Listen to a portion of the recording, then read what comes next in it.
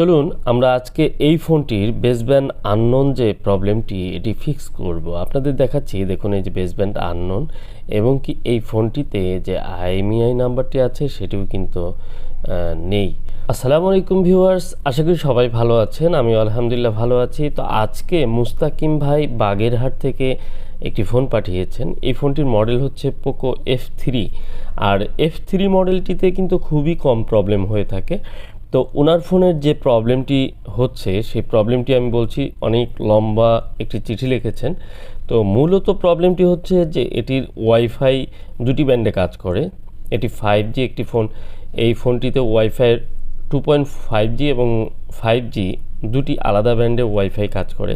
তো এটিতে 5G wifi ব্যান্ডটি কাজ করে না এবং সেই সাথে এটির ভিতরে সিম ভরার পরেও সিমটি কিন্তু কানেক্ট পায় না। মানে এই ফোনটির আইএমইআই এবং বেসব্যান্ড আননোন থাকার কারণে ফোনটি কিন্তু সিম কানেক্ট পায় না। তো এই যে প্রবলেমটি আর সেই সাথে আরেকটি প্রবলেম রয়েছে যে এই ফোনটিতে গেমিংয়ের সময় অনেক সময় হ্যাং করে এবং স্লো হয়ে যায়, রিস্টার্ট করে।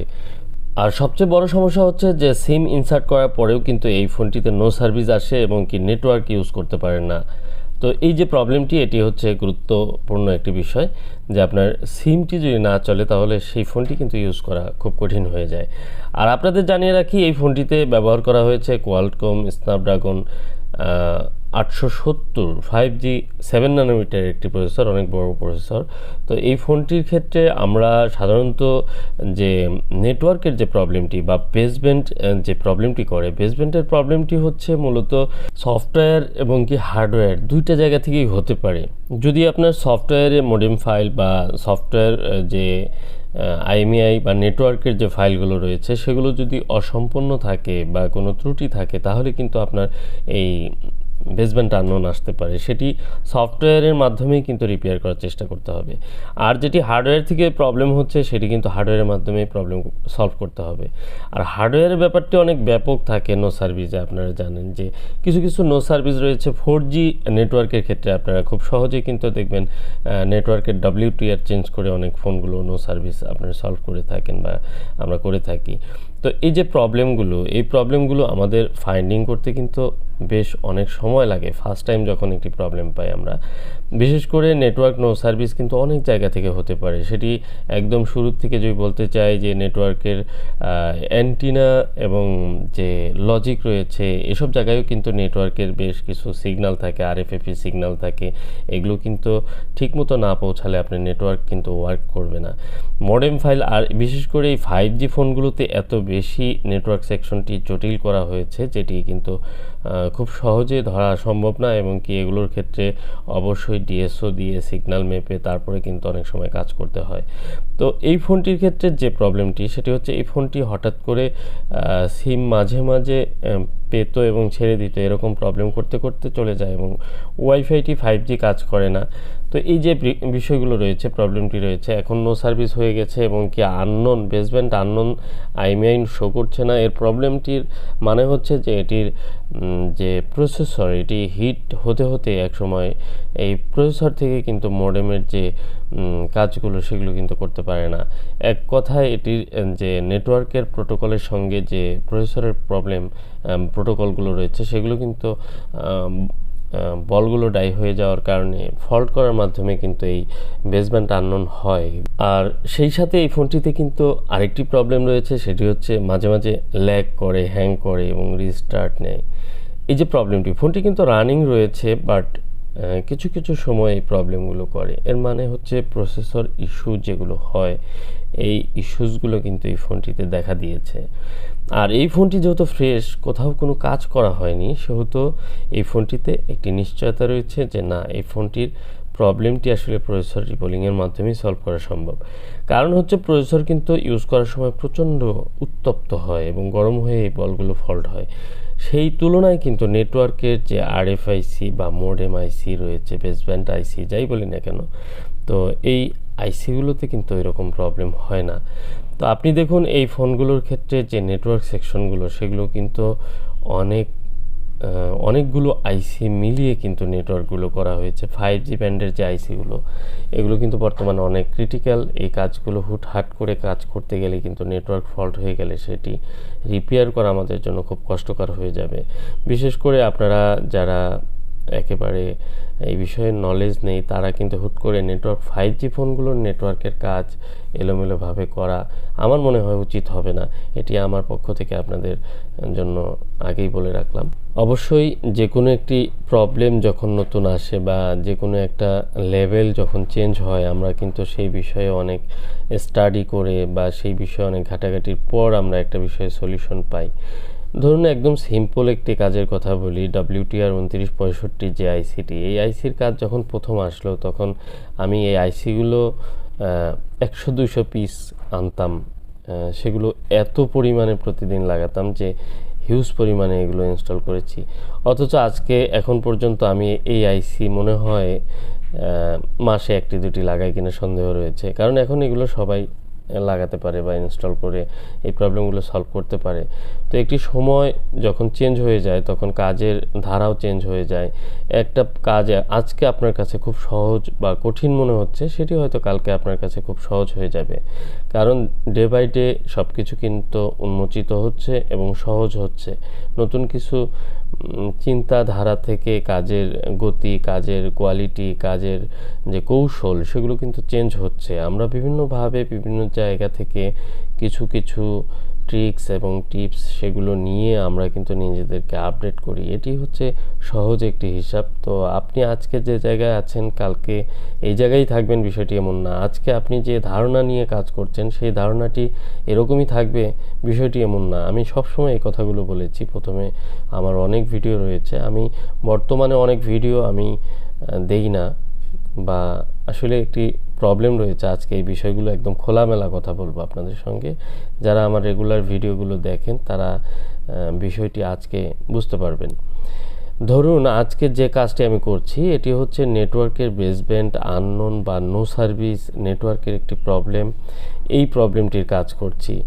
তো এই নেটওয়ার্ক প্রবলেম বা নো সার্ভিস প্রবলেমের কাজ প্রতিদিন কিন্তু আরও 5টি থেকে 10টি কাজও হতে পারে, বা অ্যাভেলেবেল এই কাজগুলো আমার শপেই কিন্তু হয়। হয়তো আমার হাতে হয় না, অন্য কারো হাতে হচ্ছে, অথবা আমিও কিছু কিছু কাজ 2-1টি করছি। যেমন রেডমি 8 বা 8A একটি মাদারবোর্ড আছে, যেটি RFIC লাগাতে গিয়ে, এই WTR লাগাতে গিয়ে কিন্তু বোর্ড ফুলে যায়। তো আমার শপে আরও যারা টেকনিশিয়ান রয়েছে ওরা কিন্তু এই কাজগুলো একটু ভয় করে, অনেক সময় দেখা যায় তখন আমাকে দেয় যে এটি একটু লাগিয়ে দেন। আবার দেখা যায় মাঝে মাঝে বর্তমানে যে A51 এই টাইপের যে বড় লম্বা একটি ডিসপ্লে সকেট বা রেবনের যে সকেট থাকে মাদারবোর্ডের সঙ্গে, এই সকেটটি লাগাতে গিয়ে, সকেটটির বেশ দাম, আপনারা জানেন যে একটি দামি সকেট। তো এই সকেটটি অনেক সময় ভেঙে যায় কিন্তু অনেক লম্বা থাকার কারণে। এটি লাগাতে গিয়ে দেখা যায় যে গলে যাওয়ার সম্ভাবনা থাকে, নষ্ট হয়ে যাওয়ার সম্ভাবনা থাকে, একটু ভয় পায়, যে কারণে অনেক সময় আমাকে দেয় যে এটি লাগিয়ে দিতে। তো এই যে কাজটি করলাম একটি সকেট লাগানো, এটিকে আমি প্রতিদিন ভিডিও দিতে পারবো বা দেওয়াটা উচিত হবে। তো এই ভিডিও দেওয়ার উদ্দেশ্য আমি আপনাদের আজকে ক্লিয়ার করব যে সব ধরনের কাজের ভিডিও কেন দেই না। তো কিছু ক্রিটিক্যাল কাজ আছে। আপনি একটা ডিসপ্লের সকেট বা মাদারবোর্ডে একটা সকেট লাগানোর জন্য বাংলাদেশের একেবারে শেষ প্রান্ত থেকে আমার কাছে কেউ পাঠাবেন না, আর এটা উপকারের কিছু নেই। তো এই সকেটটি আপনারা হয়তো কোনো না কোনো জায়গা থেকে লাগিয়ে নিতে পারবেন, কিন্তু একটি প্রসেসরের কাজ, আর এই সকেট লাগাতে গিয়ে যদি একটা জায়গায় 2টি নষ্ট হয়ে যায় তাহলে কিন্তু আপনার ফোনটি হয়তো খারাপ হবে না। কিন্তু দেখেন, যদি একটি প্রসেসরের কাজ করতে গিয়ে একটি ফোন ডেড হয়ে যায় বা প্রসেসরের কাজ করতে গিয়ে প্রসেসরটি ড্যামেজ হয়ে যায়, সেই ফোনটি হয়তো আর ঠিক হয় না। তো আমি কাজ করতে করতে একসময় এই প্রসেসর রিমুভ করার আগেই কিন্তু বিদ্যুৎ চলে যায়। তো আমি বিদ্যুৎ চলে যাওয়ার কারণে আমি কিন্তু র্যামের যে ক্লিনিংয়ের কাজটি সেটি শেষ করে নিচ্ছি। তো বিদ্যুৎ আসা মাত্রই আবার আমি প্রসেসরটি রিমুভ করব। তো কথায় কথায় যেটি বলছিলাম যে আমি আসলে ভিডিও সব কোয়ালিটির ভিডিও কেন দিই না, বা অনেক ধরনের কাজ করি, ঘুরে ফিরে শুধু প্রসেসরের ভিডিওগুলো দেই। শুধু প্রসেসরের কাজ করি বিষয়টি এমন না।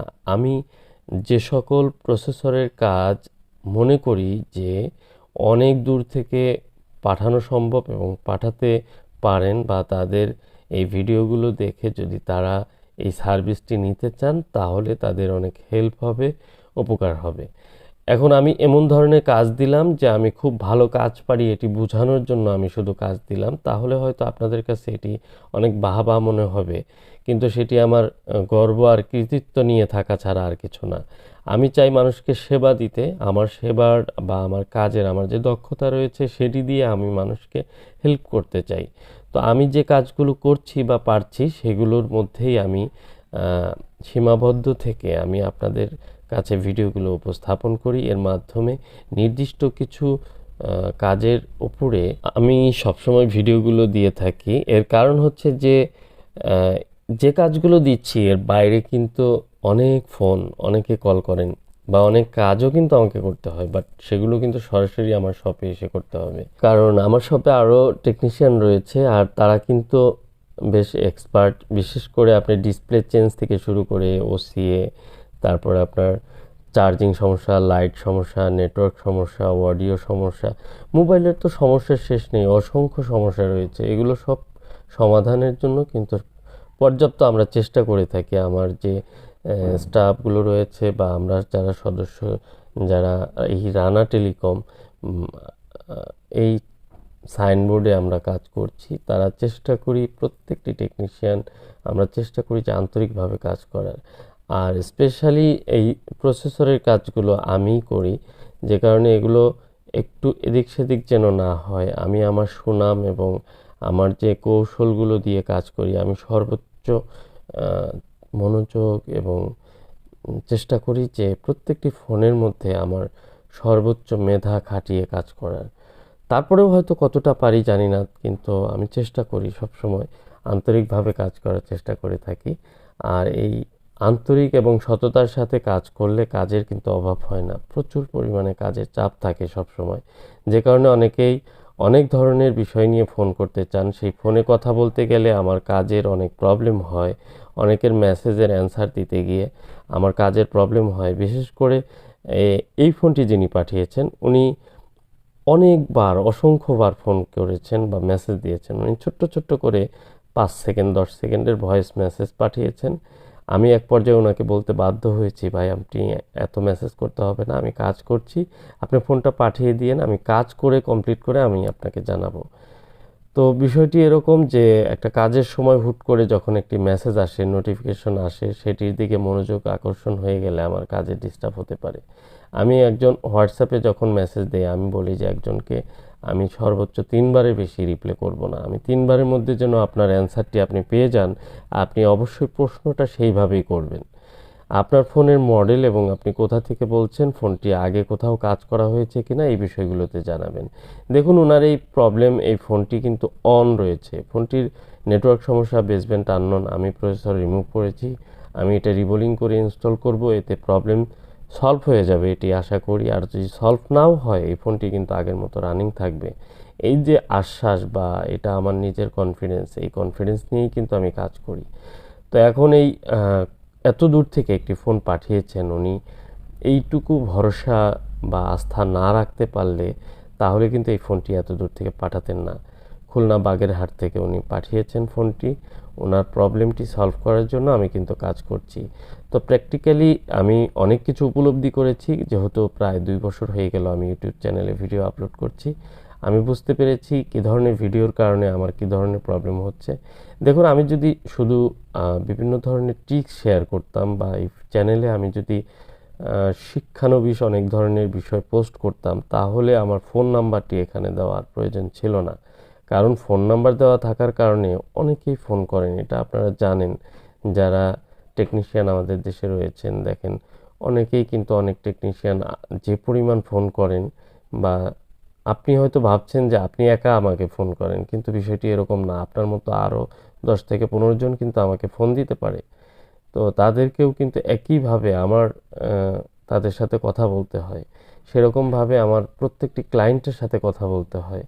এবং যারা যখনই নক করেন, অনেকে আছেন রাত্রি 12টা 1টা 2টার দিকেও মেসেজ করেন, ফোন করেন, আসলে বিরক্ত হয়েও কিছু বলার থাকে না অনেক সময়, কারণ হিতাহিত জ্ঞানটুকু অনেকে হারিয়ে ফেলেন তাদের ফোনটি যখন নষ্ট হয়ে যায়। তো আপনারা অবশ্যই ভারসাম্য রক্ষা করে এই ফোনগুলো দিবেন। অতিরিক্ত রাতে বা টাইমিংটা মেনটেন করে যে কখন ফোন দিলে আসলে ভালো হয় একটা লোকের জন্য, এই বিষয়টি খেয়াল রেখে ফোন দিবেন। অনেক সময় ড্রাইভিংয়ে থাকি, অনেক সময় বিজি থাকি, যে কারণে ফোন হয়তো সাথে সাথে রেসপন্স করতে পারি না, কিন্তু একটা ব্যক্তিও বলতে পারবেন না যাদেরকে আমি রিপ্লে করিনি। হাজার হাজার মানুষের সাথে আমি কন্ট্যাক্ট করেছি, তারা আমাকে মেসেজ দিয়েছেন, তাদেরকে অ্যান্সার দিয়েছি। তো অনেক ধরনের ইস্যুস নিয়ে অনেকেই প্রশ্ন করেন বলে আমি কিন্তু সব ধরনের ভিডিও দেই না। অনেক ধরনের ভিডিও আছে আমরা দিতে পারি, আপনারা যারা টেকনিশিয়ান রয়েছেন তারা বুঝবেন বিষয়গুলো, যে একটি টেকনিশিয়ান শুধু সিপিইউ রিভলভ করে বিষয়টি কিন্তু এমন না।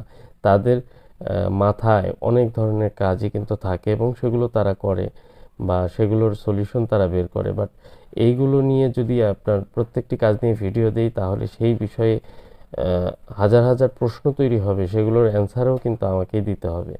তো এই কারণে নিজেকে গুটিয়ে রাখার জন্য সব ধরনের ভিডিও আমি আপলোড করি না। আশা করি আপনারা এই বিষয়গুলো বুঝতে পেরেছেন। আর যেহেতু আমার নাম্বারটি মেনশন করা আছে প্রত্যেকটি ভিডিওতে, হোয়াটসঅ্যাপ নাম্বার দেওয়া আছে, সেহেতু আমি নির্দিষ্ট মডেল, নির্দিষ্ট কাজের উপরে ফলো আপ করি। যে প্রবলেমগুলো হচ্ছে একটু কমন একটি প্রবলেম, আর এগুলোর সলিউশন একদম 100% হওয়ার মতো সলিউশন।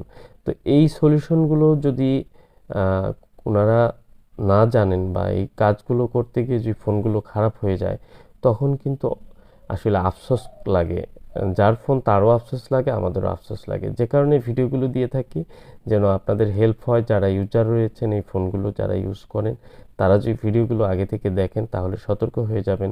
তাদের বন্ধুবান্ধব, ফ্রেন্ড সার্কেল যারা রয়েছেন তারা এই ভিডিওগুলো শেয়ার করে রাখলে তারাও উপকৃত হবেন, যে এই প্রবলেমগুলো এভাবে সলভ করা যায়। কাজগুলো আমাকে দিয়ে করাতে হবে বিষয়টি এমন না। আমি যে ধরনের কাজ করি এই লেভেলের বা এই চিপ লেভেলের কাজ যারা করে, আইসির কাজগুলো যারা করে প্রসেসরের, তাদের হ্যান্ড স্কিল ভালো থাকে, তাদেরকে দিয়ে এই কাজগুলো করান, কাজটি সম্পূর্ণ হয়ে যাবে। বিষয়টি এতটুকুই, এর চেয়ে বেশি কিছু না। তো আজকে আমি যে ফোনটি সিপিইউ রিবোলিং করলাম, এই ফোনটির প্রবলেম হচ্ছে ওয়াইফাই 5G মোডে কাজ করে না, মানে 5G ওয়াইফাইটি পায় না, সেই সাথে নেটওয়ার্কের নো সার্ভিস থাকে, সিম লাগালেও কিন্তু সিম পায় না। মূলত মডেমটি ওয়ার্ক করে না, এটি হচ্ছে বেসব্যান্ড আননোন থাকার কারণে। আপনারা জানেন হয়তো যারা কাজ করেন যে মডেম ফাইলটি কিভাবে কাজ করে বা মডেমটি কিভাবে কাজ করে। একটি সিপিইউ থেকে কিছু প্রোটোকলের মাধ্যমে কিন্তু এই নেটওয়ার্ক সেকশনটি যুক্ত থাকে নেটওয়ার্ক আইসিগুলোর সঙ্গে। সেই সাথে কিছু প্রোটোকল রয়েছে যেগুলো প্রবলেম হলে সেগুলো বেসব্যান্ড আননোন হয়ে যায়, এবং কি সেই কারণেই কিন্তু আমাদের এই মডেম আননোন থাকার কারণে, বেসব্যান্ড আননোন থাকার কারণে নেটওয়ার্কটি আসে না। তো আমার মনে হচ্ছে যে আমার এই ফোনটিতে এখন যেহেতু ফোন অন হয়েছে, এবং দেখুন আমি অলরেডি দেখতে পাচ্ছি যে সিম পেয়েছে, নেটওয়ার্ক চলে এসেছে, তো মনে হচ্ছে যে প্রবলেমটি সলভ হয়ে গেছে। তো অনেক সুন্দরভাবে কাজটি করার চেষ্টা করলাম, যদিও মাঝখানে বিদ্যুৎ চলে গিয়েছিল। দেখুন অলরেডি কিন্তু বেসব্যান্ড চলে এসেছে। যে প্রবলেমটি ছিল এটি হচ্ছে বেসব্যান্ড আননোন ছিল, বেসব্যান্ড কিন্তু চলে এসেছে। আর এই ফোনটির আরেকটি প্রবলেম, সেটি হচ্ছে ওয়াইফাই 5G মোডে কাজ করতো না, সেটিও সলভ হয়ে গেছে।